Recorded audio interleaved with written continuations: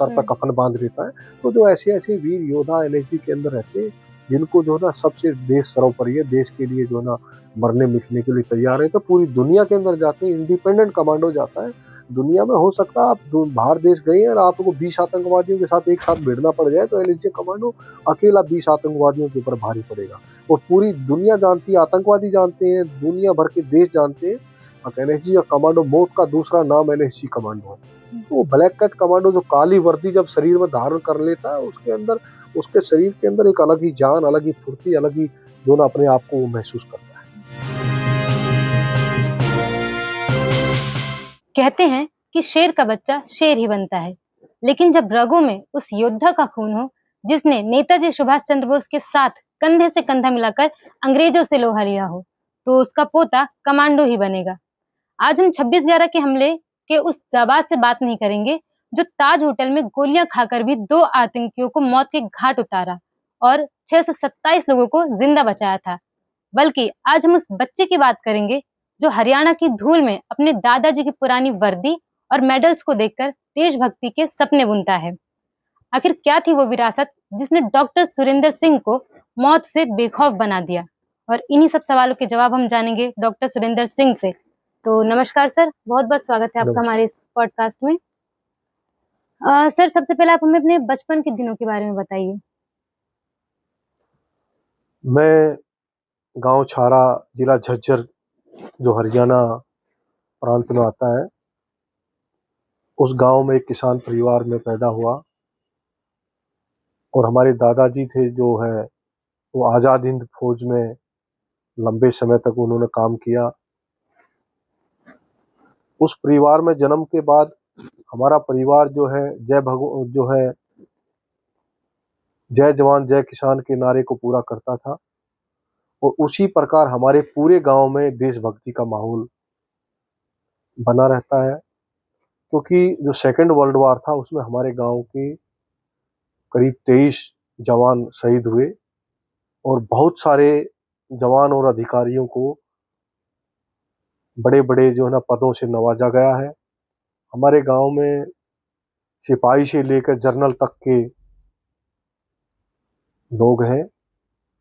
तो जब गांव में स्कूल में, सरकारी स्कूल में पढ़ाई करते थे, तो हमारे वहाँ माहौल जो है ना, शिक्षा के साथ साथ खेल का बहुत अच्छा माहौल है। बहुत अच्छे प्लेग्राउंड है, स्टेडियम है, कुश्ती का बहुत जोर है। ओलंपिक से भी हमारे गांव के युवा जो है मेडल जीत कर लेकर आए हैं।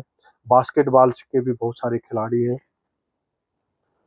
तो वहाँ पढ़ते पढ़ते और खेलते खेलते साथ ही खेतों में काम करना, एक जो जीवन शैली एक किसान की होती है, किसान परिवार की होती है, उसी प्रकार जो ना मध्य वर्ग के किसान थे हम लोग। तो मैं बास्केटबॉल का अच्छा खिलाड़ी था। बास्केटबॉल का मैं 3 बार नेशनल अटेंड किया। और उसी गांव की जमीन में रह के हम लोगों ने जो है ना भारतीय सेना में जाने का निर्णय लिया। हमारे हर घर परिवारों में, हर गांव के अंदर करीब कोई 2000 के आसपास लोग पेंशन लेते होंगे भारतीय सेना की। और हर घर के अंदर फौजी परिवार है। हमारे दादाजी आज़ाद हिंद फौज में थे, तो हमारी दादी जी भी कहानियाँ सुनाती थी और भी बहुत सारी कहानियाँ सुनाते थे। आज़ादी की लड़ाई के दौरान हमारे एक दादाजी जो है ना 1936 के अंदर जो है 23 साल की उम्र में जो है ना उनको फांसी की सजा हुई। तो ऐसे माहौल से फिर मन बनाया कि जो है ना क्यों ना भारतीय सेना में भर्ती हुआ जाए। तो उस बीच में हरियाणा पुलिस के अंदर भर्ती होने का भी मौका मिला। वहाँ भी गए, वहाँ ट्रायल दिया, कुछ समय रहे, पर वहाँ की जो है ना आब और हवा जो है मेरे अनुकूल नहीं थी। क्योंकि जिस तरीके से मैं अपने गांव का माहौल देखता था, बचपन से ही फौज की कहानियाँ सुनता था, बहादुरी की कहानियाँ सुनता था, अपने परिवार में अपने दादाजी की वर्दी देखता था, मेडल देखते थे, तो उससे जो है तो कहीं सर न कहीं मैं फौज से प्रेरित रहा। सर, जब आप अपने दादाजी के मेडल्स और वर्दी को देखते थे तो कैसा महसूस होता था आपको? तो हमें बहुत ही गर्व महसूस होता था, क्योंकि और बहुत सारे हमारे गांव में दादा लगते हैं, चाचा ताऊ लगते हैं। वो सब लोग अपनी अपनी जो है ना देशभक्ति की कहानियां सुनाते थे, लड़ाइयों की कहानियां सुनाते थे। कई जो हमारे दादाजी के साथ थे, वो लोग जो है ना वो बताते थे कि वही आपके दादाजी भी हमारे साथ लड़ाई में थे, हमारी दादी वो बातें बताती थी। अपने 6 साल तक दादाजी जो ना आजाद हिंद की रोक में रहे, तो वो मेडल और जो है ना वो सुभाष चंद्र बोस जैसी वर्दी जैसे फोटो में हम देखते हैं, इसी तरह के कोट और वो मेडल देख के हमें भी बड़ा फक्र होता था, गर्व होता था। काश हमारे दादाजी जिंदा होते तो हमें वो भी कुछ कहानियां बताते। तो ये बहुत अच्छा लगता था, बहुत फक्र महसूस करते थे। अच्छा, तो क्या आपके दादाजी ने सुभाष चंद्र बोस के बारे में ऐसी कोई बात बताई हो जो बहुत ज़्यादा गर्व भरी हो? हाँ, हमारी दादी जी बताती थी ये कहानी कि दादाजी तो हम जब छोटे थे तभी उनका देहांत हो गया था। अच्छा, आप मिले नहीं हैं उनसे? नहीं, मैं नहीं मिला मेरे दादाजी से। और तो वो बताती थी कि 6 साल तक जो ना सुभाष चंद्र बोस के साथ जो है ना अंग्रेज़ों की रोक के अंदर रहे, रंगून में रहे, उसके बाद झांसी के अंदर लंबे समय तक रहे। तो उनने अलग-अलग जो है ना वाक़या जो लड़ाई में उन्होंने किए, जो कष्ट उन्होंने देश को आज़ाद कराने में जो भोगे, जो बताती थी। कई दिनों तक जंगलों में रह के घास-फूस खाया उन्होंने, पत्ते खा के, फल खा के, जिस तरीके से उन्होंने उस लड़ाई के दौरान जो ना समय अपना बिताया। तो मैं तो एक सैनिक हूँ, तो मैं आज समझता हूँ कि किस कष्ट के साथ आज जो ना भारतीय सेना भी कहीं हमला करती है तो रसद जो ना साथ-साथ होती है। तो उनके पास तो कोई ऐसी रसद भी नहीं होती थी, कोई ऐसी व्यवस्थाएँ भी नहीं होती थी। तो जब उन्होंने देश की आज़ादी के लिए इतना बड़ा कदम उठाया, इतना बड़ा निर्णय लिया, इस तरह से लड़ा, आज हमारा देश आज़ाद है, तो मुझे भी जो है ना अपने दादाजी, अपने परिवार और पूरे गाँव के ऊपर आज भी फ़ख्र महसूस होता है। हुँ। तो जैसा कि आपने बताया कि आप अपने दादाजी से नहीं मिले हैं, उनके बारे में जो भी बातें बताई आपकी दादी जी ने बताई है। तो क्या उन्होंने ऐसा कुछ बताया कि अंग्रेज़ों से संघर्ष करके जब उन्होंने जीत हासिल की या फिर उनकी कैद में कभी रहे हों? हाँ, उनकी अंग्रेज़ों की कैद में लगभग 6 साल तक जो है ना दादाजी अंग्रेज़ों की कैद में रहे। और उसके बाद जो है लड़ाइयों में उनके साथ रहे, कई जगह जो ना उनके साथ बाहर आना-जाना हुआ। तो पूरा देश इस चीज़ को जानता है कि वो रंगून के अंदर भी जो ना आज़ाद हिंद फ़ौज के लोग रहे। तो उनका तो हमारे दादाजी का तो बहुत सालों तक तो परिवार को ये भी नहीं था कि वो जो ज़िंदा भी आएँगे। कोई ऐसी खबर नहीं थी, उन दिनों में कोई चिट्ठी-पत्री ऐसी व्यवस्थाएँ भी नहीं होती थी। और तो ये बहुत बड़ी जो है ना जिस तरीके से दादी जी बताती थी कितनी कठिनाइयों के साथ वो अंग्रेज़ों से लड़े हैं और जो ना देश को आज़ाद कराया है। तो हमें हर एक-एक उसमें आज़ाद हिंद फ़ौज के जो ना नेताजी सुभाष चंद्र बोस के एक-एक सैनिक को मैं सैल्यूट करता हूँ और जो ना सलाम करता हूँ। आज उसकी वजह से हम आज़ादी की साँस ले रहे हैं, जो उन लोगों ने जो संघर्ष किया, उन लोगों ने जो त्याग किया अपने परिवारों को, वो उनका बहुत बड़ा योगदान है। हुँ। सर अगर बात करें, अब तो आप खुद एक क्रांतिकारी हैं, लेकिन आपके बचपन की बात करें जब आपके दादाजी क्रांतिकारी थे और वो ऐसी लड़ाइयाँ लड़ते थे, तो बचपन में आपका वो एहसास और अनुभव कैसा था? बचपन में जब दादाजी की इनकी कहानियाँ सुनते थे, पूरे गाँव के अंदर ही हमारे तो मैं जो बताया ना हर घर-घर में फौजी एक से बड़ी एक की कहानी है। जिसकी कहानी सुनोगे गली-गली फौजियों की कहानी है, हर आदमी की अपनी अलग कहानी है, हर मोड़ की। और नॉर्मल आप लगा लो किसी ने 30 साल नौकरी की है, किसी ने 32 साल नौकरी की है, किसी ने जो है ना 5 साल की है, तो सबकी अलग-अलग सालों-सालों की कहानी है। हमारे गाँव की तो कहानी है, हमारी तरफ के जो गाँव है ना, झज्जर, भिवानी जो ये रेवाड़ी का जो क्षेत्र है, यहाँ के लोगों की यहाँ कहावत है। अब यहाँ इन गाँवों के अंदर जो ये गाँव है, इस इलाके के जो गाँव हैं, यहाँ तो जब बच्चा पैदा होता है, तो उसको जो है ना उसी समय पीटी शूज़ सुंघा देते हैं। कि वही बड़े जा होकर देश बेटा की फौज सेवा में करनी है? जाएगा, ऑफिसर बनेगा। हुँ। तो बोले ऑफिसर नहीं बनेगा तो जेसीओ ज़रूर बनेगा। तो वो हर आदमी, हर बच्चा पैदा होते ही जो ना ये फौज में जाने का एक जुनून रहता है। एक बार मैं पूर्व में एक मुख्यमंत्री को हमारे गाँव में कार्यक्रम था, वहाँ लेके हम स्कूल में चले गए। तो वहाँ कई तरह के क्वेश्चन किए, तो मैंने वहाँ एक क्वेश्चन करवाया उस समय माननीय मुख्यमंत्री से, बताइए फौज में कितने बच्चे जाना चाहते हैं? तो जैसे उसने कहा फौज में कितने बच्चे जाना चाहते हैं, तो हमारे गाँव के स्कूल में जितने बच्चे थे, हुँ। वो एक साथ बोले सब जाना चाहते हैं। सभी तो के अंदर ये हाँ, भावना थी कि एक देश का साथ फौजी मतलब बनना एक है। साथ सब बच्चों का एक साथ कहना, सब जाना चाहते हैं हाथ खड़े करके। तो कितने बड़े गौरव की बात है। हमारे गाँव के अंदर उस समय के बहुत सारे बहादुरी के शिलापट लगे हुए हैं, बहुत सारी कहानियाँ हैं। तो बड़ा गाँव है, छारा गाँव जो है ना, बहुत पॉपुलेशन है, कोई 25-30 हज़ार पॉपुलेशन आज के टाइम में। तो इसकी वजह से भी जो ज़्यादा नफरी होने की वजह से आज कोई 2000 के आसपास तो पेंशनर है गाँव के अंदर, जो भारतीय सेना की पेंशन लेती है। तो एक से एक योद्धा है, सबकी अपनी कहानी है, सब लोगों ने किसी न किसी रूप में लड़ाई लड़ी है। कोई भी आज तक ऑपरेशन हुआ है इस हिंदुस्तान के अंदर, उस हर ऑपरेशन में छारा गाँव के किसी न किसी ने बंदे ने हिस्सा लिया है। चाहे ऑपरेशन पराक्रम हो, चाहे कारगिल विजय वाला ऑपरेशन हो, चाहे ऑपरेशन सद्भावना रहा हो, चाहे ऑपरेशन पंजाब वाला ब्लू स्टार रहा हो, चाहे श्रीलंका वाला ऑपरेशन रहा हो, चाहे 26/11 वाला ऑपरेशन रहा हो। तो हमारे गाँव के हर ऑपरेशन के अंदर किसी न किसी एक युवा ने शहादत दी है, चाहे वो वार डिसेबल सैनिक हो रहा हो, चाहे वो लड़ता हुआ दुश्मनों से वीर गति को प्राप्त हुआ। सर ऐसा क्या खास है आपके गाँव की मिट्टी में या हवा में जो मतलब सभी के अंदर इतना ज़्यादा देश प्रेम है?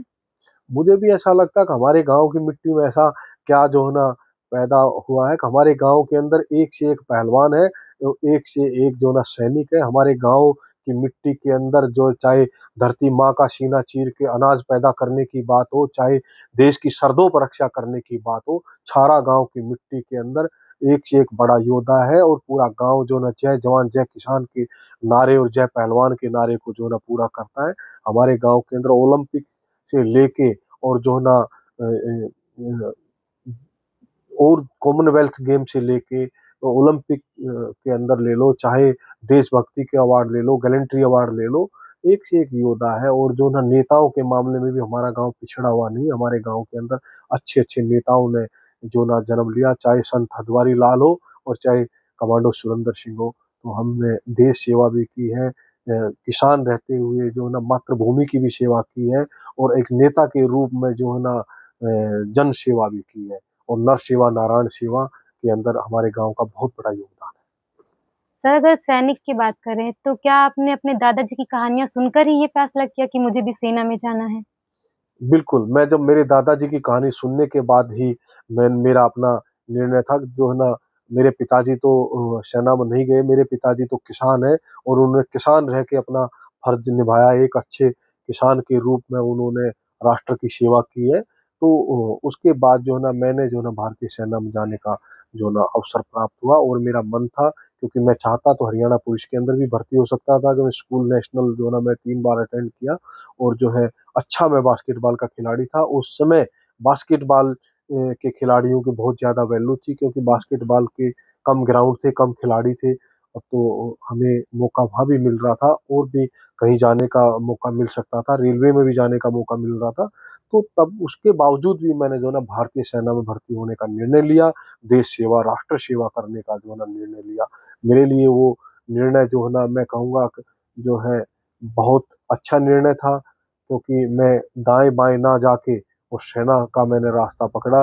वो एक छोटी-सी पगडंडी आज मुझे जो ना राष्ट्र के अंदर, देश-विदेशों के अंदर जो मुझे सेना ने पहचान दी है, जो मुझे एनएसजी कमांडो के रूप में पहचान मिली है, शायद ही मुझे और कहीं ऐसी पहचान मिल पाती।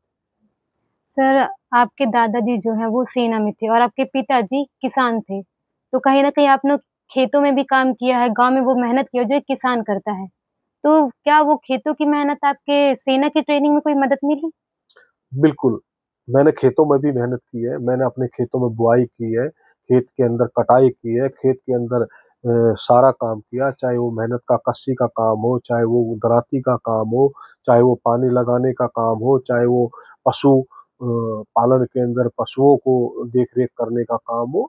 तो मुझे हर तरह के काम और मेहनत, जिस लगन के साथ किसान काम करता है, जिस मेहनत के साथ किसान काम करता है, तो वो मेहनत करने से उसकी जो मसल पावर है, मेमोरी पावर है और जो साहस की बात है, वो हमेशा बढ़ता रहता है। क्योंकि किसान अपने खेत में रात में भी काम करता है, दिन में भी काम करता है, जंगली जानवरों के बीच में भी काम हुँ। करता है, जहरीले नाग साँप के बीच में रह के भी काम करता है, और जो ना मेहनत करके मिट्टी के साथ मिट्टी होके अपनी मसल पावर को भी मजबूत करने का काम करता है। तो ऐसे भी जो है ना मानसिक रूप से भी किसान को बहुत बड़ा जो है ना मजबूत होना पड़ता है। इसलिए जो किसान एक देवता के रूप में जाना था। देखा जाए जब जब किसान की फसल लहरा रही होती है, जब मजबूत किसान की फसल होती है और जो ऊपर वाला परमात्मा जो ना ओले डाल देता है, मौसम खराब कर देता है, तो भरा हुआ खेत खाली हो जाता है। तो ऐसा सदमा किसान ही उठ सकता है, किसान ही उस सदमे से बाहर आ सकता है। और फिर भी जैसे यही बात कहता है किसान, जो भगवान देगा, जो भगवान की मर्जी है, मैं उस मर्जी से काम करूंगा। किसान जो है ना पशुपालन का काम करता है, अचानक पशुओं के अंदर भी ऐसी बीमारी आ जाती है, पशुओं की डेथ हो जाती है और नुकसान हो जाता है, तो किसान जो है ना ऐसी ऐसी चीजों को मतलब झेलने के बाद भी जो है ना खेती बाड़ी करना नहीं छोड़ता, फिर भी जो है ना हंस के जो है ना ऊपर वाले के ऊपर छोड़ देता है। तो वहां से मुझे बहुत मजबूती मिली, चाहे वो मसल्स पावर की मजबूती हो, चाहे वो फिजिकल की मजबूती हो, चाहे वो माइंडली तौर से मजबूती हो, चाहे वो जंगल के अंदर रहने की बात हो, चाहे किसी भी तरीके की, तो कभी मैं हमने ये महसूस नहीं किया। हम यही बात करते थे यार, अपने खेत में जब काम करते थे तब भी तो हम दिन रात काम करते थे, अब तो सेना में रह के हम काम कर रहे हैं, देश सेवा कर रहे हैं, और इस देश सेवा के बदले में हमको धन की प्राप्ति भी होती है, जिस धन की प्राप्ति के से हमारे परिवार का भी विकास होता है। तो हम ये बात बोलते थे। जो और बहुत सारे ऐसे साथी थे जो किसान परिवार से ना होके कोई बिजनेस परिवार से था, कोई किसी के पिताजी सर्विस करते थे, तो हम तो उनको हंस के यही बात बोलते थे, अपने खेत में तो दिहाड़ी भी नहीं मिलती, अपने खेत में तो काम करने का कुछ शाबाशी भी नहीं मिलती, यहाँ तो शाबाशी भी मिलती है और दोनों पैसा भी मिलता है और नाम भी अच्छा बनता नाम है। भी मिलता है। तो ये सेना का एक अपना ग्राउंड है। तो एक किसान परिवार से होते हुए आपको अनुशासन की सबसे पहली सीख क्या मिली, और क्या कुछ आपने और ज्यादा कुछ सेना में वो सेम चीजें देखी एक जैसी? किसान परिवार चाहे कोई भी है, किसान परिवार में बहुत ज्यादा अनुशासन होता है, समय का बहुत ज्यादा पायबंदी होती है और प्रतिबंध होता है। अगर आपने अपने खेत के अंदर, किसान ने फसल के अंदर बिजाई करनी है तो सही तय समय के ऊपर की जाएगी, उसमें पानी देना है तो भी वो तय समय पे दिया जाएगा, उसकी कटाई करनी है तो भी तय समय के ऊपर ही किया जाएगा जब उसका समय। ये नहीं है जब खेती बाड़ी के अंदर काम है तो छुट्टी मार जाए परिवार के सारे लोग। तो आपने जब भी देखा होगा गाँव के अंदर, जब भी खेती बाड़ी के समय, खेतों में काम करने का जो समय होता है, आपको गाँव के अंदर कोई युवा नहीं मिलेगा, कोई वैसा नहीं मिलेगा, कोई महिलाएं नहीं मिलेंगी हमारे क्षेत्र के अंदर। जब बुजुर्ग और बच्चे ही गाँव में, छोटे बच्चे आपको मिलेंगे, तमाम लोग पूरे जंगल के अंदर मिलेंगे, खेतों के अंदर मिलेंगे काम करते हुए। तो इससे बड़ा अनुशासन कहीं हो नहीं सकता, क्योंकि एक अनुशासन के अंदर रह के आप लोग काम करते हैं, पूरा परिवार अनुशासन में काम करता है, आस-पास के चाचे ताऊ वो भी अनुशासन। ये है कि एक एक बंदे के खेत में जरूरत ज्यादा है काम करने की, तो पूरे गांव के लोग इकट्ठे होकर उसके खेत के अंदर इकट्ठे होते हैं, चाहे वो गन्ने की बुआई करने का काम हो, चाहे गन्ने की कटाई करने का काम हो। दूसरा, मैं एक खिलाड़ी रहा हूँ, तो खेल के अंदर भी जो ना बहुत ज्यादा अनुशासन होता है, और बहुत अनुशासन जब बंदा खिलाड़ी रखता है तभी वो आगे बढ़ पाता है।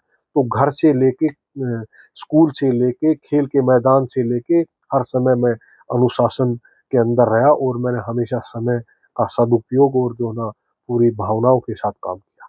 मतलब आप बचपन से ही दिमागी तौर पर और शारीरिक तौर पर मजबूत थे। बिल्कुल, बचपन से ही जो ना हमने देखा है, खेतों में नुकसान होते भी देखा, खेतों में फायदा होते भी देखा, खेत में काम करते भी अपने माताजी पिताजी को देखा है, अपने चाचा ताऊ गांव के लोगों को भी देखा है। तो वो सब चीजें अनुशासन सिखलाती है। और जो गांव की मिट्टी आप लोग देखते होंगे, जो है जो शहरों के अंदर जो लोग आए हुए हैं, चाहे हम्म। वो बड़ा मेट्रोपॉलिटन शहर हो, चाहे छोटा शहर हो, चाहे सिटी हो, कस्बा हो, सब ग्रामीण पृष्ठभूमि से आए हुए लोग हैं, सब गांव से आए हुए लोग हैं।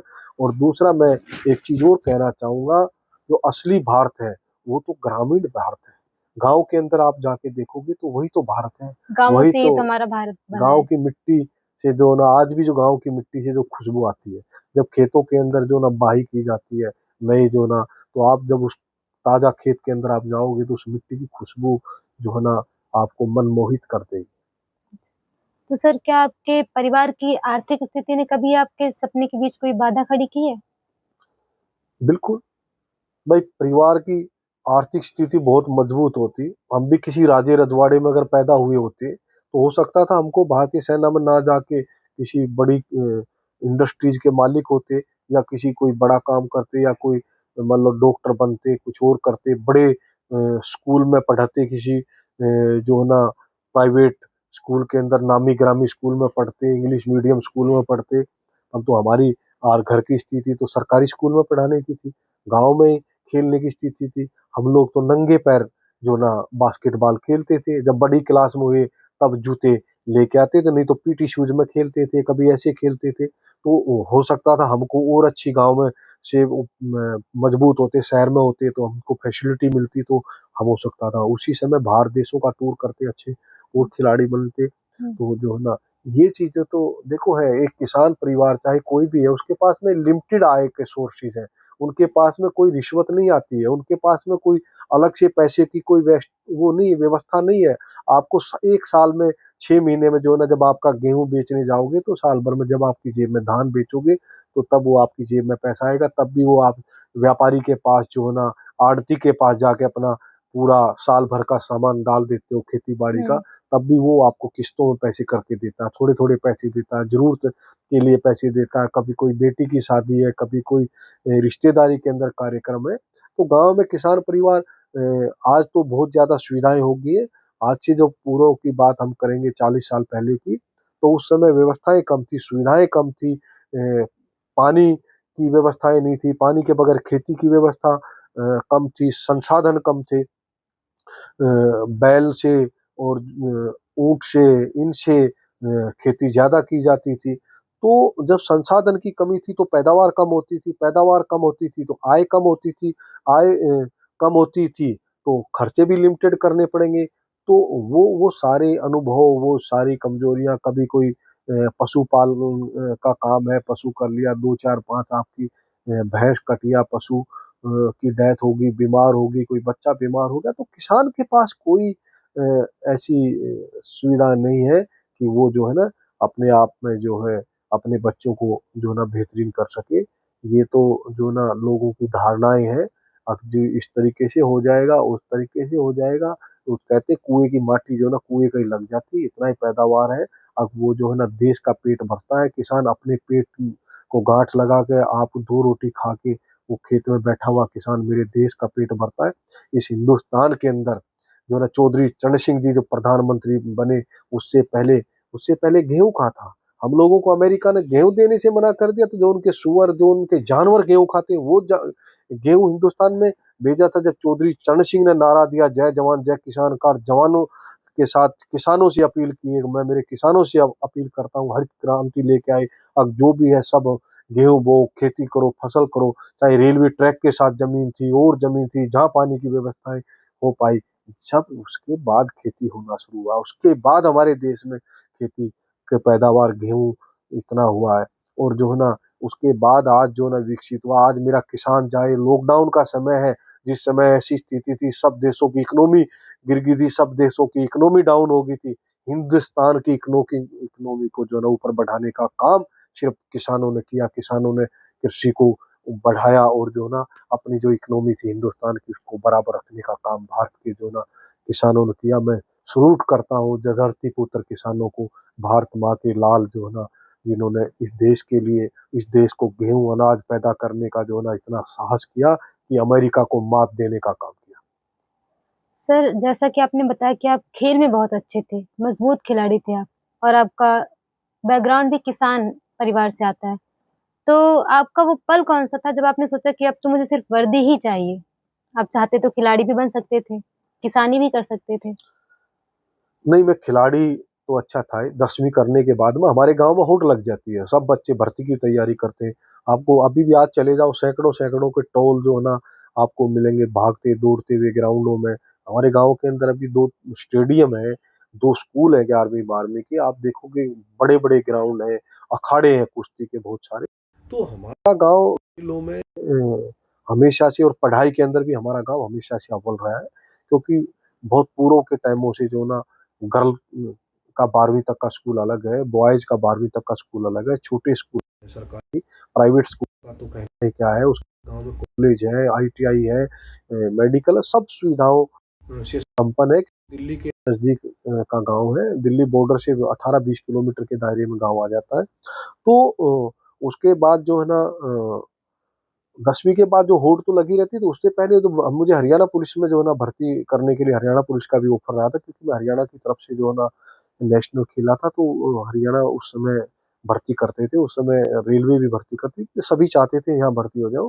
परंतु मैंने निर्णय लिया, मैंने अपने परिवार से, अपने गाँव से जो देशभक्ति से मैं ओत-प्रोत था, जो मैंने सबको देखा, तो मेरे अंदर भी वो हरी वर्दी पहनने का जज़्बा था। और जिस तरीके से मैं चैनल पे कहना नहीं चाहता, जितना पुलिस को लोग जिस तरीके से धुतकारते हैं, और वो पुलिस जो जिस तरीके से का दुर्व्यवहार लोगों के साथ करती है, जिस तरीके की पुलिस के प्रति लोगों की भावना है, सब लोगों को पता है, मुझे भी मालूम है। तो उस भावना को मैं अपने साथ लेके नहीं चलना चाह रहा था। मैं सिर्फ़ वो भावना चाहता था, जिस तरीके से देश के फौजियों का लोग सम्मान करते हैं, जिस तरह सेना का सम्मान करते हैं, तो मैं एक सम्मान चाहता था। जिस तरीके से मेरे दादाजी ने देश की आज़ादी की लड़ी ली, मेरे चाचे, ताऊ और परिवार के लोग देश की सेवा कर रहे थे।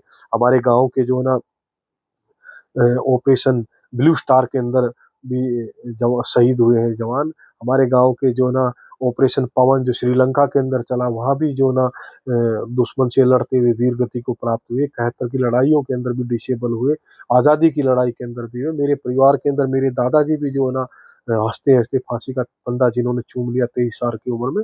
तो मैं तो एक खुद ही एक ऐसे परिवार से था, तो मैं हरियाणा पुलिस जो मधुबन के अंदर मैं 3 महीने रहा, उधर से वो छोड़ के आके और फिर मैं जो है ना भारतीय सेना के अंदर गया। और मेरा बड़ा सौभाग्य है, मैं हमारे जो ना हमारे परिवार में हमारे भाई लगते कर्नल साहब, उनके साले साहब थे, वो भी कर्नल साहब हैं, उन्होंने जो है ना उनसे भी मैं बहुत प्रेरणा मिलती थी। और उनके साथ जो मैं वहाँ की बॉयज़ के अंदर रहा, और उन्होंने फिर वहाँ मुझे जो है ना मुझे मौका मिला, गनेडी रेजिमेंट के अंदर मुझे भर्ती होने का मौका मिला। मैं सैल्यूट करता हूँ आज भी, जो मेरे बहुत सारे सीनियर हैं, गाँव के हुँ। अंदर हैं, बाहर हैं, और जिन-जिन लोगों ने मुझे ट्रेनिंग दी, उनको भी मेरे ऊपर अच्छा फ़क्र है। और मुझे भी जो है ना मेरे जो-जो लोगों ने मेरे सहयोग में, चाहे हमारे बटालियन कमांडर थे जो है कर्नल जेएम सिंह, जो है ना बहुत अच्छी कमांड की, वो कारगिल युद्ध के समय जो है ना हमारे बटालियन कमांडर थे, उन्होंने मुझे रेलवे में रख के जो है ना बास्केटबॉल का तैयारी की, वेस्टर्न रेलवे की टीम के साथ रहा मैं।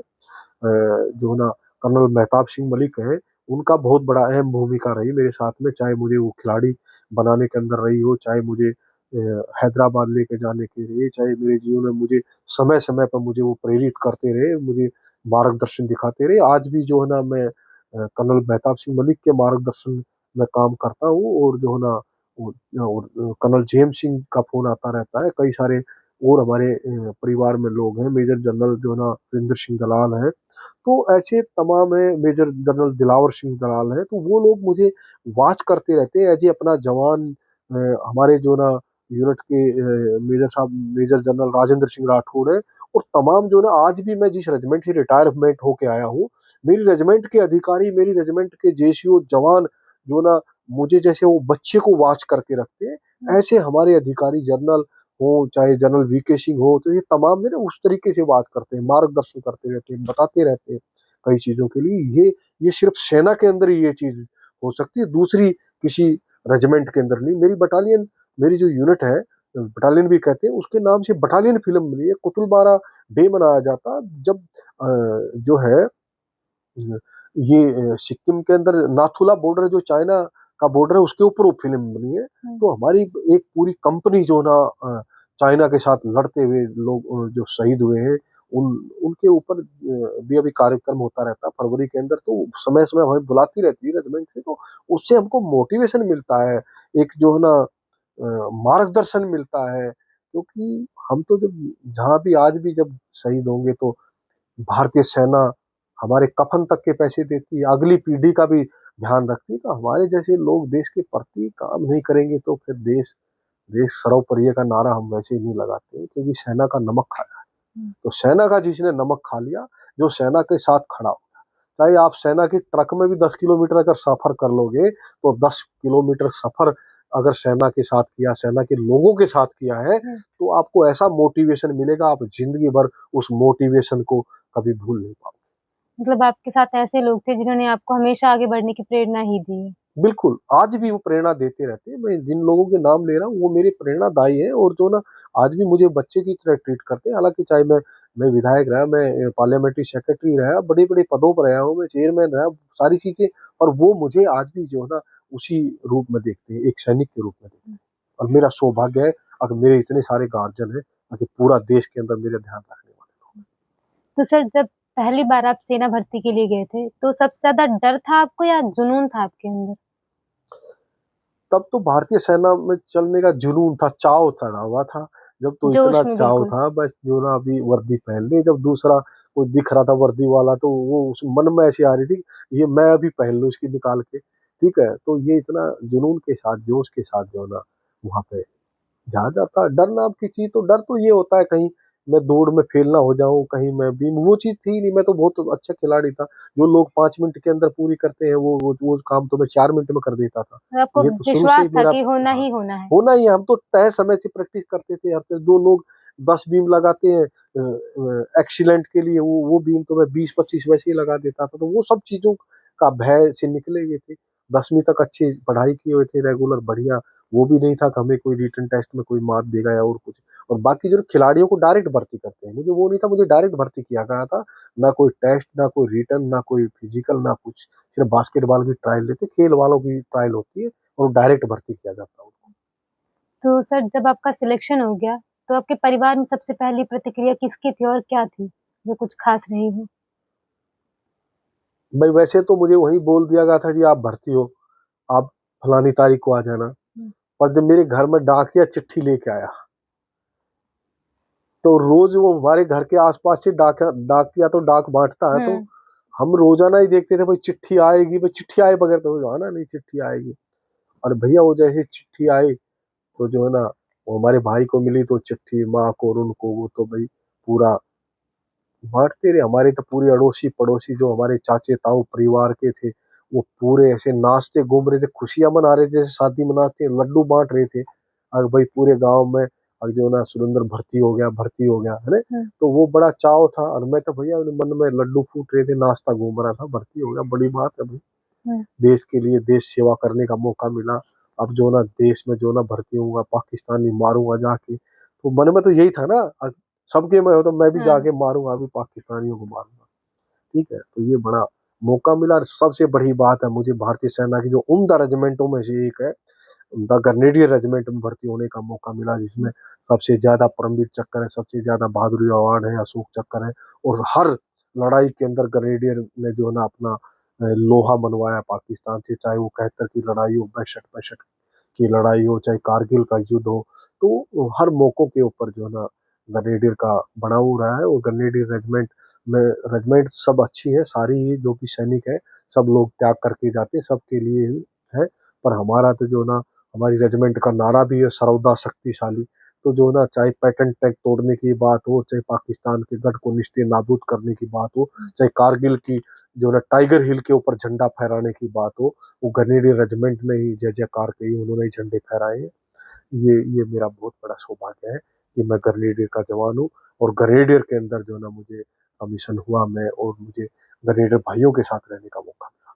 तो जब आपको द ग्रेनेडियर का वो रेजिमेंट मिला, तब आपको कैसा महसूस हुआ? और आपकी जो ये विरासत है, ये आपके लिए कितनी मायने रखती है? ग्रेनेडियर रेजिमेंट का जब मुझे मिला तो मुझे बहुत खुशी हुई। हमारे गांव में तो ग्रेनेडियर का बहुत ही रुझान है।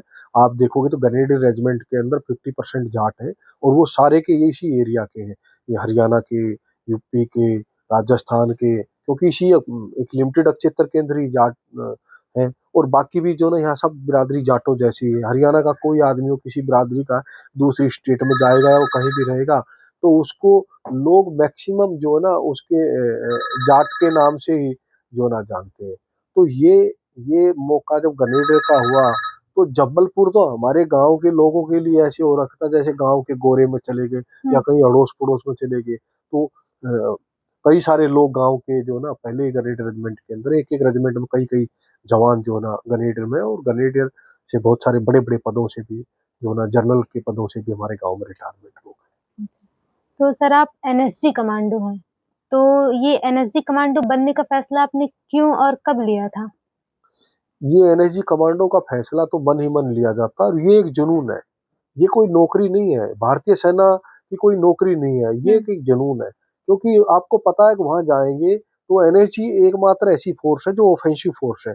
जहां पर जाना है तो सर के ऊपर कफन बांध के जाना है। आपको जब एंट्री करोगे अंदर आतंकवादी है, तो वो पक्का ही जो है ना कुछ न कुछ जो है ना आपका नुकसान आपको उठाना पड़ेगा।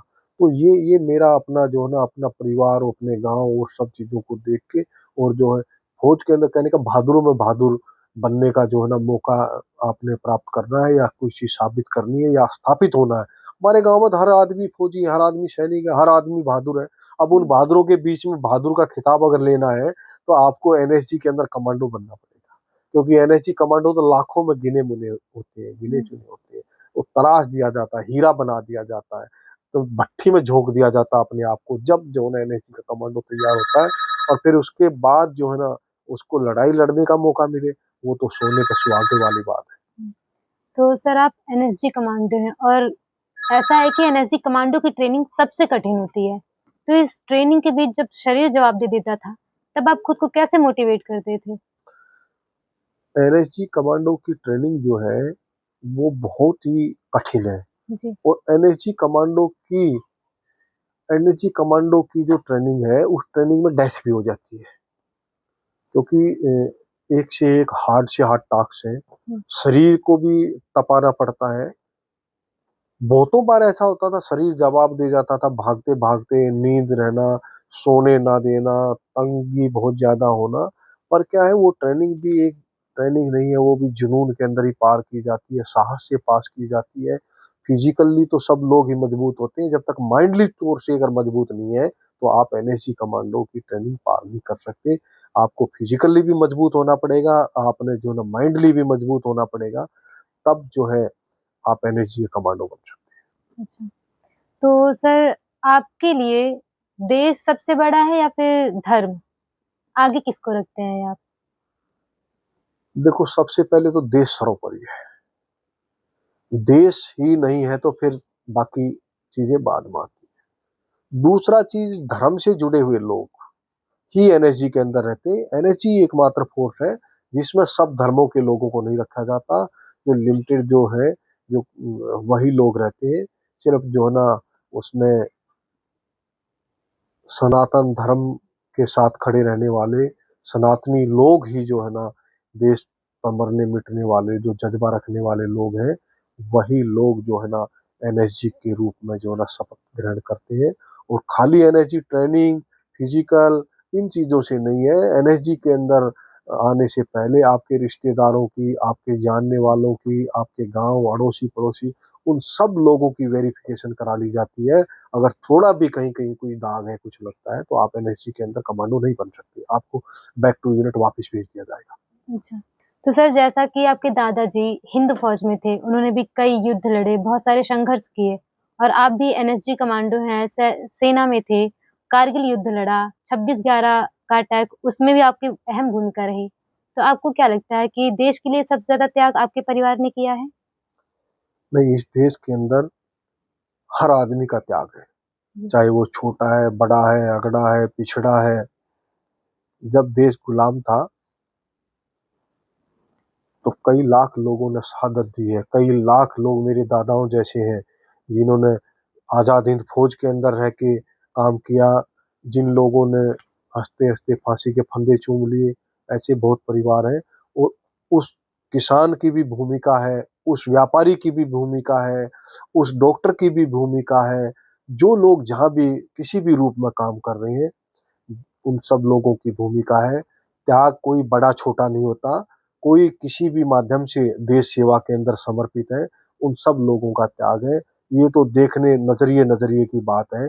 आप लोग देखा जाएगा तो ये बात भी आप ठीक कह रहे हैं, क्योंकि हम कई पीढ़ियों से जो है ना देश सेवा में जुटे हुए हैं और जी। आगे भी जुटे रहेंगे। मैं तो चाहता हूँ आने वाले टाइम में मैं मेरे बच्चों को भी भारतीय सेना में भेजने के लिए प्रेरित करता हूँ। देश सेवा सबसे बड़ा परम धर्म है। जब तक देश की सेवा में हमारे देश के जवान नहीं खड़े रहेंगे, हम अपने परिवारों से देश सेवा के लिए लोग नहीं भेजेंगे, तो हमारी रक्षा कौन करेगा। तो सर हम आपसे जानना चाहेंगे कि एक सैनिक के रूप में आपकी सबसे बड़ी ताकत क्या है? सैनिक के रूप में सबसे बड़ी ताकत इस देश की जनता है। जब देश की जनता अपने देश का सम्मान करती है, जब भारत माँ के नारे लगाए जाते हैं, जब जवानों के नारे लगाए जाते हैं, जय जवान जय किसान जय विज्ञान का नारा लगाया जाता है, वो सबसे बड़ी ताकत है। जब हम लड़ाई में युद्ध में जाते हैं तो बहनें राखी बांधती हैं, भाई फूल मालाएं पहनाते हैं, घर वाली तिलक निकाल के जो ना सेना में लड़ने के लिए भेजती हैं। परिवार के लोग, देश के लोग, गांव के लोग मोटिवेशन करते हैं, आपको परिवार की चिंता करने की जरूरत नहीं, घर की चिंता करने की जरूरत नहीं है, हम सब आपके साथ हैं। तो वो जब देश की एकता देखते तो वही एक सैनिक के रूप में सबसे बड़ी जो है ना हमारी ताकत बन जाती सर अगर हम बात करें मुश्किल वक्त की, तो आप मुश्किल वक्त में भगवान को याद करते हैं या फिर अपनी ट्रेनिंग पर ज्यादा विश्वास करते हैं? जैसे कि वो 26/11 का जो हमला था, वो बहुत ही मुश्किल दौर था, तो उस वक्त आपने क्या कुछ याद करके उस समय को जीता था? है। हमारा तो नारा है, जगह जगह लिखा रहता है, मुश्किल वक्त कमांडो सख्त। अच्छा। तो जो है ना जब मुश्किल वक्त होता है तो हम और भी कठोर हो जाते हैं। और जो है ना भगवान को तो सब याद करते हैं, हम भी याद करते हैं, सब अपने इष्ट देवता को याद करते हैं और करना भी चाहिए, इसमें कोई बुराई नहीं है। पर दुश्मन के साथ तो आंख में आंख डाल के उसका जवाब देना पड़ेगा, गोली का जवाब गोली से देना पड़ेगा, बम का जवाब बम से देना पड़ेगा। तो दुश्मन को जब जब मारोगे नहीं तो खाली देवता का नाम लेने से तो काम नहीं होगा, अपने हाथों से देश के दुश्मनों को मारना होगा और मारना पड़ता है, चाहे वो कोई भी आदमी हो। हमारी कोई व्यक्तिगत दुश्मनी है, पर जो देश के खिलाफ काम करेगा, देश की जनता के खिलाफ करेगा, मानवता के खिलाफ काम करेगा, उस एक एक आदमी को मारने का काम एनएसजी कमांडो है का है, देश की सेना का काम है। इसलिए जब देश की सरहदें सुरक्षित है, जब देश के ऊपर कोई आंख उठाने की कोशिश करता है, तो भारतीय सेना का जवान उसकी आंखें निकाल देता है। चाहे वो गलवान की बात हो, चाहे वो पाकिस्तान बॉर्डर की बात हो, चाहे वो 26/11 की बात हो, चाहे कारगिल युद्ध की बात हो। आप लोगों ने देखा कि हिंदुस्तान के एक एक जवान ने ईंट का जवाब पत्थर से दिया। और मैं आज के जो प्रधानमंत्री माननीय नरेंद्र भाई मोदी जी को सलूट करता हूँ, सलाम करता हूँ कि जो जिस तरीके से हमारे देश के नागरिकों के ऊपर हमला किया, और हमने ऑपरेशन सिंदूर करके पाकिस्तान के गढ़ के अंदर जो बैठे हुए जो आतंकवादी थे उनके गढ़ के निस्ते नाबूद करने का काम किया, वो भी भारतीय सेना के जवानों का शौर्य था, उनका बहादुरी का परिचय था। और चाहे जो ना ये भी सबसे बहुत बड़ी देशभक्ति, और आज जो ना देश के गृह मंत्री की जो मैं बात कहूँ, प्रधानमंत्री की जो बात कहूँ, धारा 370 हटाने की बात भी जो ना अपने आप में बहुत बड़ी देश को गौरवान्वित महसूस करती है कि देश के ऊपर लगे हुए एक एक कलंक को मिटाने का काम जो ना भारतीय जनता पार्टी कर रही है। सर अगर हम बात करें 26/11 हमले की वो जंग और आपका सेना का जो जीवन रहा, इन दोनों में से आपके लिए सबसे ज्यादा मुश्किल का दौर कौन सा था और क्यों? सबसे ज्यादा मुश्किल का दौर तो भारतीय सेना में भी अनेकों बार ऐसे ऑपरेशन हुए जहां बहुत नजदीक से जो ना आतंकवादियों के साथ मुठभेड़ हुई, और जो ना अ, जान बड़ी मुश्किल से बची। उसके बाद जो 26/11 का ऑपरेशन था उसमें आतंकवादियों के साथ मैं एक कमरे के अंदर 1.5 घंटा तक जो है ना मेरा और आतंकवादियों का आमना सामना हुआ, और एक बंद कमरे के अंदर जो ना हम लोग रहे। वो भी मेरे लिए बहुत मुश्किल की घड़ी थी, बचना बहुत मुश्किल था। गोलियां लगने के बाद भी मैंने आतंकवादियों को वहां पर मौत के घाट उतारा।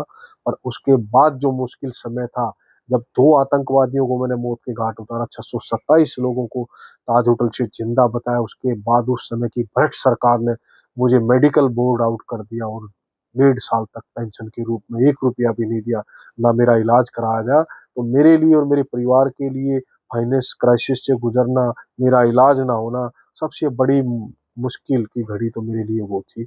अब जो इतना अच्छा काम करने के बाद भी आपको नौकरी से घर पेंशन भेज देना, और उसके बाद आपका इलाज ना कराना, ना उन जवान उन कमांडो को जिन्होंने आतंकवादियों को मारा उनका गैलेंट्री अवार्ड देना, तो वो बहुत बड़ा जो ना मैं कहूँगा उस समय की सरकार ने जो हमें कठिनाई पहुँचाई, जो हमें परेशानी हुई, उससे बड़ी परेशानी जो है ना जीवन में ना किसी को होनी चाहिए, और ना कभी हमें भी ऐसा अवसर प्राप्त हो।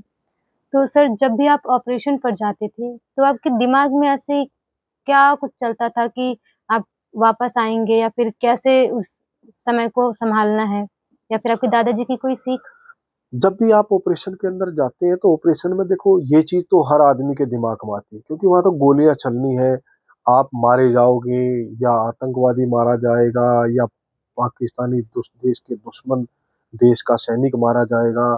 जब आमना सामना होगा तो जिसका मौका लगेगा वही मारेगा। दोनों के हाथ में हथियार है, दोनों ट्रेनिंग किए हुए हैं। पर जो ट्रेनिंग से आपके अंदर आत्मविश्वास आता है, जो साहस आता है, उस साहस के बल के ऊपर लड़ाई लड़ी जाती है, जो दो देश के लोग सम्मान देते हैं, जब जाते हैं तो लोग नारे लगाते हैं, तो उससे मोटिवेशन और हिम्मत बढ़ जाती है। और कहीं न कहीं मन के अंदर ये बात रहती है कि मैंने इतनी ट्रेनिंग हासिल की है और मैं मानवता के लिए काम कर रहा हूँ, मैं एक अच्छी कौज के लिए काम कर रहा हूँ, तो भगवान मेरा साथ देगा और मैं जो दुश्मन है, जो आज के राक्षस हैं, जो रावण है, आतंकवादी हैं, उनको मैं अवश्य ही मार गिराऊँगा। ये भी कहीं न कहीं मन में चलता रहता है। जब आमना-सामना नहीं होता तब तक ये कहानी बनी रहती है। जब दुश्मन के साथ आमना-सामना हो जाता है, जब गोली चल जाती है, तो फिर ये चीज़ें सोचने के लिए, समझने के लिए ये वक़्त नहीं रहता। फिर तो ट्रेनिंग ही काम आती है और उस ट्रेनिंग के बलबूते के ऊपर और उस आत्मविश्वास के ऊपर ही हम जीत हासिल करते हैं, फ़तह हासिल करते हैं। चाहे मैं हूँ, चाहे देश का दूसरा सैनिक हो, ये फ़ॉर्मूला सब उनके लिए लागू होता है, जो कहीं न कहीं किसी न किसी रूप में जो है ना लड़ाई के अंदर अपनी उनकी भूमिका रहती है। और बाकी जो लड़ाई के अंदर लड़ने वाले सब सैनिक नहीं होते, बहुत सारे हेल्पिंग हैंड होते हैं, मदद करने वाले सैनिक होते हैं, चाहे वो गाड़ी के माध्यम से पहुँचाने वाला हो, चाहे कोई इनडायरेक्ट फायर देने वाला हो, चाहे वो राशन बना के भेजने वाला हो, चाहे पानी भेजने वाला हो, क्योंकि रास्ता भी ज़रूरी है। लगातार कई-कई दिनों तक ऑपरेशन चलते हैं, लंबी लड़ाइयाँ चलती हैं, तो हर आदमी की भूमिका रहती है। उन भूमिकाओं से, उन ट्रेनिंग के आत्मविश्वास से हम लोगों को जीत हासिल होती है और इसी को कहते हैं, एनएसजी का भी नारा है, साहस की विजय। जिसको साहस रहता है वही जीत हासिल करता है। मतलब सब कुछ आपकी ट्रेनिंग पर निर्भर होता है, आपकी जीत भी, आपकी हार भी। बिल्कुल ट्रेनिंग पर निर्भर है, जिसने ट्रेनिंग में के अंदर भी कहते हैं, जो जो ट्रेनिंग के अंदर पसीना बहाएगा, उसको युद्ध के मैदान में खून बहाना नहीं पड़ेगा। जो ट्रेनिंग के अंदर लापरवाही करेगा, जो ट्रेनिंग हासिल नहीं करेगा, उसको तो चोट लगनी, जिसने जानकारी नहीं है, तो वो कैसे लड़ेगा, उसको तो नुकसान होना ही होना है। सर, कभी ऐसा पला है जब आपको लगा हो कि काश आज आपके दादाजी आपके सामने होते और आपको देखकर कुछ कहते, गर्व भरा कुछ या कोई सीख देते?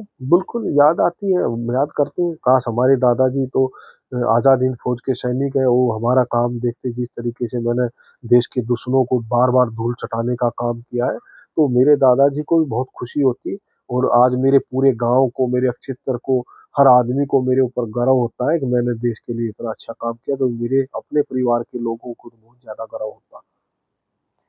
सर, आने वाली पीढ़ियों के लिए आप अपने परिवार की इस विरासत को, देशभक्ति की, किस तरीके से छोड़ना चाहेंगे? बलिदान या फिर सेवा? बिल्कुल, मैं अपने परिवार को आगे भी जो है ना भारतीय सेना में जो है ना बच्चों को भर्ती कराने के लिए जो है ना ज़रूर भेजूँगा और देश सेवा के अंदर जो है ना जब तक परिवार नहीं होगा, जब तक हमारा देश जभी सुरक्षित है, जब देश की सरहदों के ऊपर सैनिक खड़े हैं, हर मोर्चे के ऊपर सैनिक खड़ा है, चाहे वो पैरामिलिट्री के रूप में खड़ा हो, चाहे वो मिलिट्री के रूप में खड़ा हो, चाहे वो पुलिस के रूप में खड़ा हो, किसी न किसी रूप में जो है ना देश की सेवा के अंदर शामिल होना बहुत ही हमारे परिवार के लिए बहुत ही गौरव की बात है। और जब देश सेवा के अंदर खड़े हैं, जब देश की सरहद के ऊपर खड़े हैं, तो ऐसा भी पल आ सकता है कि आपने अपना सर्वोच्च बलिदान जो है ना देश और सरहद के ऊपर देना पड़ सकता है, इसमें नो डाउट। ये तो जब पता है, जब आप उखल में अगर सर दे रहे हैं तो मूसल तो लगना है। जब आप सेना के अंदर जा रहे हैं, तो गोलियाँ जहाँ चल रही हैं, वहाँ तो मौत किसी की भी आ सकती है, पर जब जिसका समय आया तो समय बलवान है, जाको रखे साइयाँ मार सके न कोई। सर, अगर आपकी पूरी ज़िंदगी को एक ऑपरेशन या फिर एक फैसले से परिभाषित करना हो, तो वह कौन-सा होगा? बस फैसला तो सबसे बड़ा अच्छी बात है, हमने भारतीय सेना के अंदर जाने का जो फैसला लिया, वो बहुत बड़ा है। आज भारतीय सेना ने हम लोगों को मान-सम्मान दिया है। इतना मान-सम्मान मिला है सेना में कार्य करने से कि जिसका जो है ना मेरा सौभाग्य है कि मुझे देश दुनिया के अंदर जो ना लोग जानते हैं। आप जो ना आप गूगल करोगे तो आप विकिपीडिया में देखोगे, जहाँ भी देखोगे आपको लिखा मिलेगा 26/11 रियल हीरो, कारगिल युद्ध का हीरो। तो जगह-जगह वो वही सम्मान है। देश कहीं जाते हैं तो लोग जो है ना बहुत मान-सम्मान करते हैं। तो मेरा जो भारतीय सेना में जाने का बहुत बड़ा अच्छा फैसला था और जो है ना जिन्होंने मेरे जीवन को साकार किया, और चाहे वो देश के लिए पसीना बहाने की बात हो, चाहे देश के लिए खून बहाने का मौका मिला, मैं कभी पीछे नहीं हटा और मैं अपने देश के लिए आज भी तैयार हूँ। अगर मुझे अपना सर्वोच्च बलिदान भी देश के लिए, देश की एकता अखंडता के लिए लड़ने का मुझे मौका मिले और मुझे कभी ऐसा अवसर प्राप्त हो, तो मैं अपना जो है ना सर्वोच्च बलिदान देश के लिए देने के लिए हमेशा तत्पर। तो क्या सर एनएसजी की ट्रेनिंग ने आपके डर को खत्म कर दिया या फिर डर के साथ आगे बढ़ना और जीना सिखाया? एनएसजी की ट्रेनिंग डर को खत्म कर देती है। एनएसजी की ट्रेनिंग ट्रेनिंग करने के बाद इतना साहस आदमी के अंदर होता है कि वो जो हर चीज़ के ऊपर फ़तेह मान लेता है। आप 10-5 आदमी को एनएसजी का कमांडो कुछ नहीं मानता है। हुँ। इस तरीके से तैयार किया जाता है और ट्रेनिंग से साहस आता है और साहस की ही विजय है। अब जब आदमी के अंदर कुछ करने का साहस ही नहीं होगा, हिम्मत ही नहीं जुटा पाएगा, तो वो क्या करेगा? तो कहते हैं ना, पूत के पैर पालने में ही दिख जाते हैं। तो जो है ना, वहाँ तो एक-एक वही रुकता है, वही ट्रेनिंग ही वही हासिल करता है जो सर पे कफन बाँध लेता है। तो जो ऐसे-ऐसे वीर योद्धा एनएसजी के अंदर रहते हैं, जिनको जो है ना सबसे देश सर्वोपरि है, देश के लिए जो है ना मरने-मिटने के लिए तैयार है, तो पूरी दुनिया के अंदर जाते हैं, इंडिपेंडेंट कमांडो जाता है। दुनिया में हो सकता है आप बाहर देश गए हैं और आपको 20 आतंकवादियों के साथ एक साथ भिड़ना पड़ जाए, तो एनएसजी कमांडो अकेला 20 आतंकवादियों के ऊपर भारी पड़ेगा। और पूरी दुनिया जानती है, आतंकवादी जानते हैं, दुनिया भर के देश जानते हैं, एनएसजी का कमांडो मौत का दूसरा नाम एनएसजी कमांडो है। तो वो ब्लैक कैट कमांडो जो काली वर्दी जब शरीर में धारण कर लेता है, उसके अंदर, उसके शरीर के अंदर एक अलग ही जान, अलग ही फुर्ती, अलग ही जो ना अपने आप को वो महसूस करता है। सर, क्या कभी ऐसा हुआ है कि 1 सेकंड की हिचक ने आपको किसी बड़े नुकसान से बचाया हो? 1 सेकंड की हिट क्या, अगर फ्रैक्शन ऑफ सेकंड आप सेकंड का कुछ हिस्से के अंदर भी अगर लापरवाही हुई तो आपकी जान चली जाएगी। तो ये ऐसा मौका कई बार जो है ना 26/11 के ऑपरेशन में भी कई मोर्चों के ऊपर हुआ, और कारगिल युद्ध के अंदर भी ऐसा मौका आया कि जो एक फ्रैक्शन ऑफ सेकंड के अंतराल से जो ना बम फटा। कई बार जम्मू कश्मीर के अंदर भी एक बार घटना ऐसी हुई, जो हम सर्चिंग के अंदर थे, तो जब सर्चिंग कर रहे थे, तो जैसे कॉर्नर था, तो जैसे कॉर्नर से आए तो भीड़, छोटी-छोटी गलियाँ होती, तो उस गली से जैसे निकल के आते, तो इधर सामने से इधर वाली गली से आतंकवादी आया, और इधर वाली गली से जो दूसरी साइड से जो हम लोग जा रहे थे, तो वहाँ वहाँ उस मोड़ के ऊपर जैसे टकरा हुआ था, इधर से आतंकवादी घुमा इधर से, तो नंबर 1 के ऊपर चला हुआ था, तो वो किसी नॉर्मल यूनिट का बंदा था, दूसरे नंबर पे जो ना मैं था। तो ना तो वो आतंकवादी से गोली चली, ना नंबर 1 से चली, कि मैं नंबर 2 पे था, तो मैं नहीं चला सकता गोली। तो तब तक जब वो आतंकवादी जो ना, वो आतंकवादी भी बैक मार गया, जबकि दोनों के पास हथियार है। ये तो फ्रैक्शन ऑफ सेकंड मौका, अगर हमारा बंदा वो गोली चला देता, तो आतंकवादी वहीं ढेर हो जाता, और आतंकवादी अगर गोली चला देता, तो वो हम दोनों ढेर हो जाते। उसके बाद हमने फिर उस आतंकवादी को जो है ना आगे जो भागते हुए को जो है ना उसको गोली जो ना मारी, जब उसको खत्म किया। एक बार जो है ना दूसरी घटना, ये बात है बांदीपुर की। बांदीपुर के अंदर हमने 6 मिलिटेंटों को घेर रखा था, तो वहां पे मैंने उसका फ्लेम थ्रोवर का फायर किया, तो फ्लेम थ्रोवर ने उसको बिल्डिंग को उड़ा दिया। जब बिल्डिंग को उड़ाने के बाद एंट्री करने की बात आई, तो हम 2 बंदे जो है ना उसमें एंट्री करने के लिए घुसे। जब मैं उसकी दीवार बाढ़ से कूदा, तो रात भर फायरिंग कर रखा था। मेरे पास जो ना AK-58 थी, AK-58 की डेढ़ मैगजीन रात भर में खाली हो गई थी।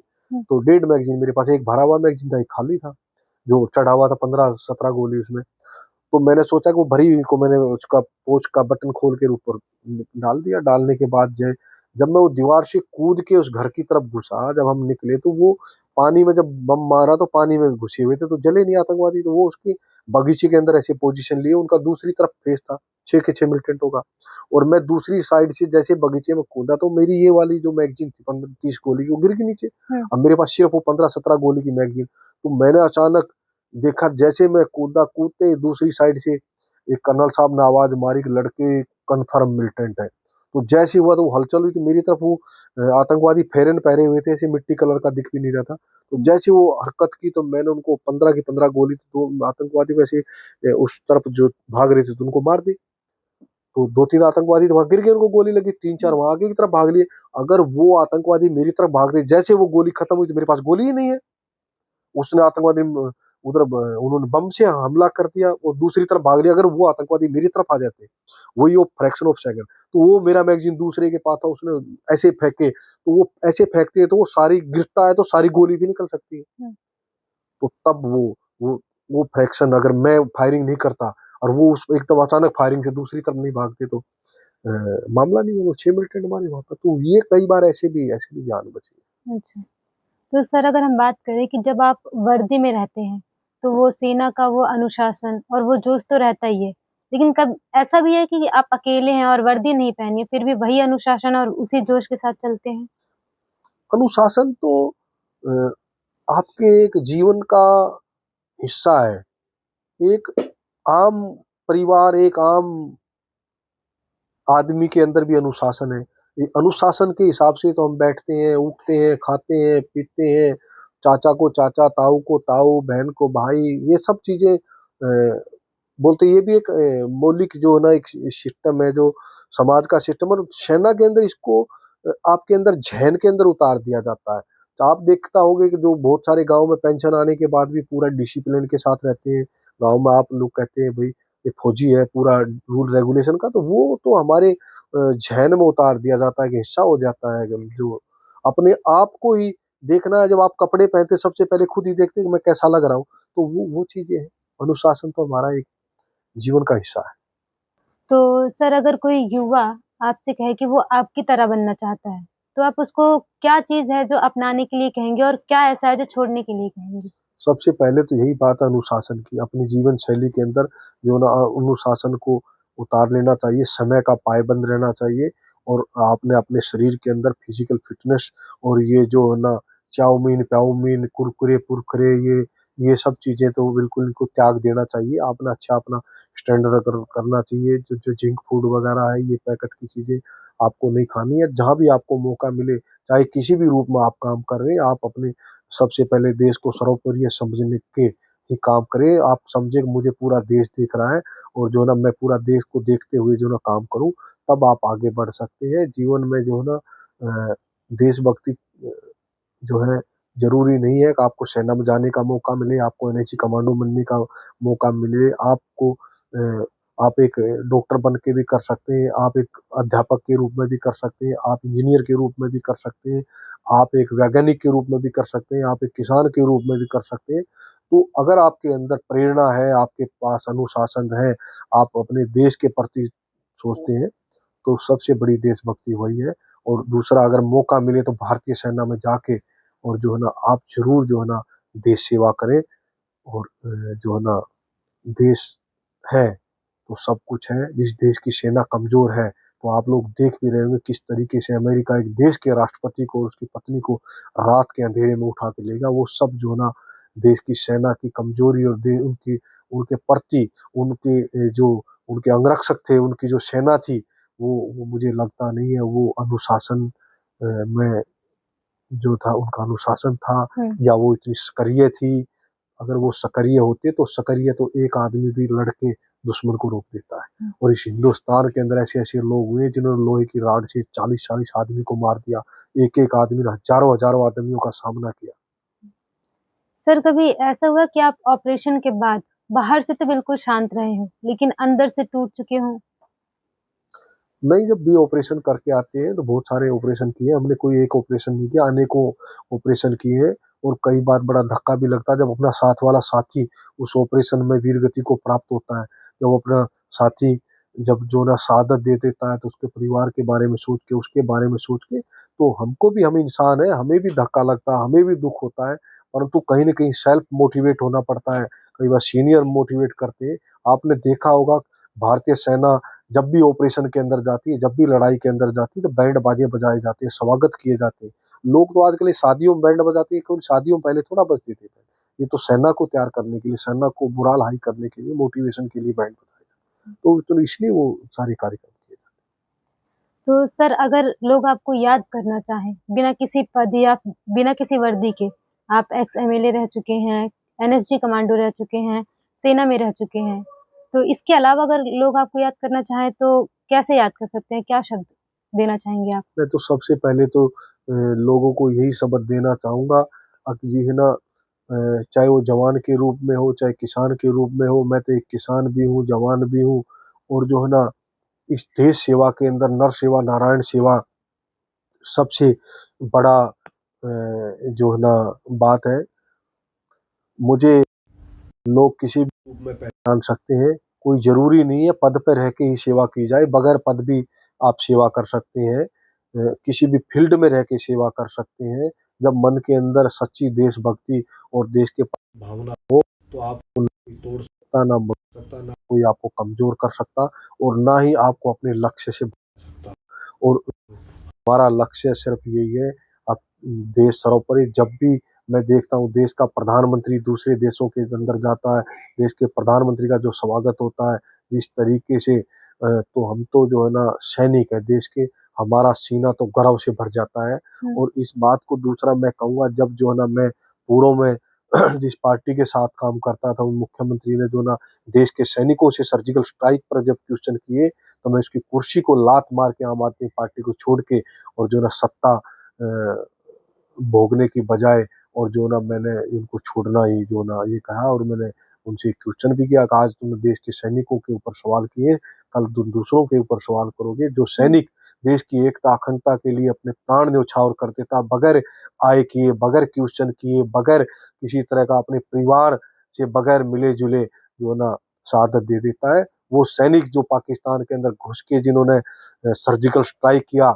और जो ना पाकिस्तानियों के आतंकवादियों के गढ़ के निस्ते नाबूद किया रात के अंधेरे में, आप उनसे सबूत मांग रहे हैं। वो सैनिक वहां शहीद हो जाते, जिन सैनिकों को गोलियां लगी हैं, आप उनका हालचाल पूछने तो कश्मीर नहीं जा रहे। पर जहाँ जो देश विरोधी नेता है, जो भ्रष्ट त्रष्ट और चरित्रहीन है, उन लोगों ने उन सैनिकों पर क्वेश्चन किया। तो उस समय जो ना मैं आम आदमी पार्टी को छोड़ के जो उनसे अपना अलग रास्ता कर लिया, क्योंकि मैं अन्ना हजारे की टीम में रहा हुआ सैनिक था। उनसे प्रेरित होके जो ना भारतीय राजनीति के अंदर हिस्सा लिया, चाहे वो भ्रष्टाचार के ऊपर वार करने की बात हो, चाहे देश का विकास करने की बात हो।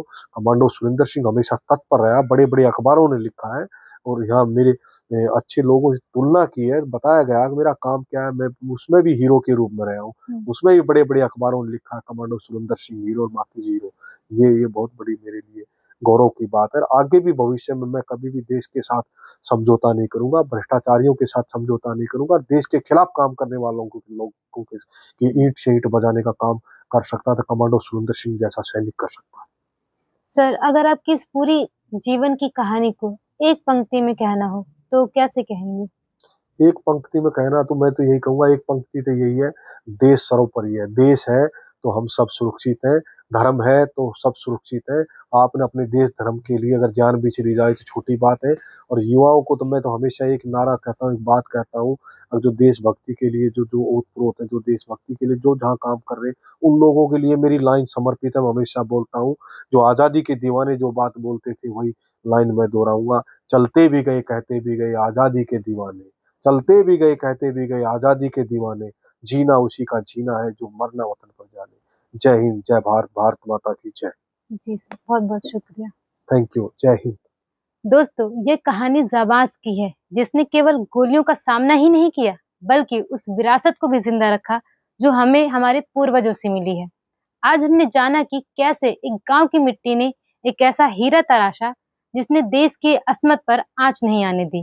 डॉक्टर सुरेंद्र सिंह कमांडो का जीवन हमें सिखाता है कि वर्दी सिर्फ शरीर पर नहीं बल्कि आत्मा पर भी पहनी जाती है। चाहे वो दादाजी के आजाद हिंद फौज का जुनून हो या एनएसजी ऑपरेशन का काला तूफान में मौत को मात देना, सब एक ही सूत्र से जुड़े हैं, राष्ट्रीय सर्वोपरि है। जय हिंद।